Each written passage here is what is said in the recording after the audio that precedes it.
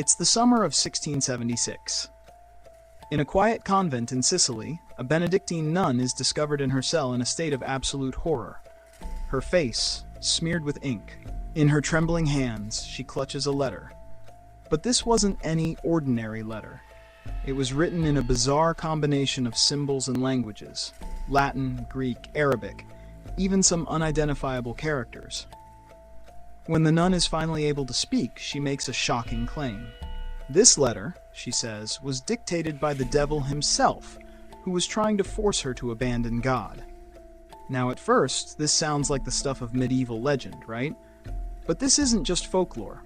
The letter exists. It's real. And what's inside? Well, that's where the story gets even stranger. Maria Crocefissa della Concezione was born Isabella Tomasi in 1645 from a wealthy and deeply religious Sicilian family. By age 15, she entered the Benedictine convent of Palma di Montechiaro. She devoted herself to a strict religious life: prayer, reflection, and obedience. Maria was well respected for her piety and deep connection to her faith. But in 1676, when she was 31 years old, something changed. One morning, her fellow nuns found her lying on the floor of her cell, unconscious, her face smeared with ink, gripping a letter. When she awoke, Maria recounted a terrifying experience. The devil himself had taken control of her hand, forcing her to write. She tried to fight back, managing to scribble the word "ohime," which means "oh me" in Italian, but the rest of the letter, it was written in what seemed to be a chaotic jumble of ancient languages and strange symbols. Now here's where it gets interesting. That letter? It's baffled scholars, theologians, and cryptographers for over 300 years. No one could figure out what it said. That is, until 2017. A team of researchers from the Ludum Science Museum in Sicily used cutting-edge software to crack parts of the code.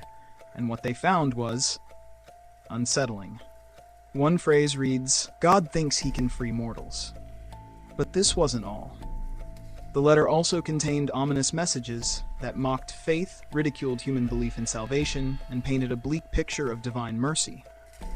There were allusions to spiritual futility, with messages like, "Perhaps now Styx is certain," which implied that human souls were inevitably doomed to eternal separation from God. While the partial decryption sheds some light on the dark, cryptic messages hidden within, the full meaning remains elusive. Some sections appear to be pure gibberish, while others seem intentionally designed to confuse. Could this be an elaborate attempt to mislead Maria's fellow nuns, or a deeper message meant to shake the foundation of religious conviction itself? So, was this the devil trying to send a message, or is there another explanation? Well, some historians believe that Maria may have suffered from a psychological condition, perhaps schizophrenia. It's possible that her mind created these visions of possession, and the letter was an expression of that inner turmoil.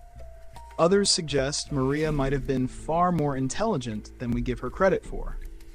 Maybe she was using her knowledge of ancient languages and symbols to express rebellion, dissatisfaction, or something else.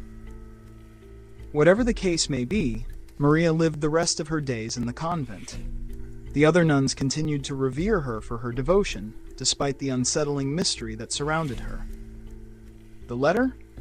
It's still out there, continuing to puzzle and intrigue scholars, cryptographers, and anyone drawn to the strange and the supernatural.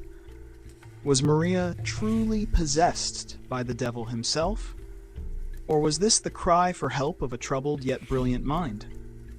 We may never know. But one thing is certain: the lines between the divine, the human mind, and the supernatural aren't always as clear as we'd like to think. What do you think? Share your thoughts in the comments.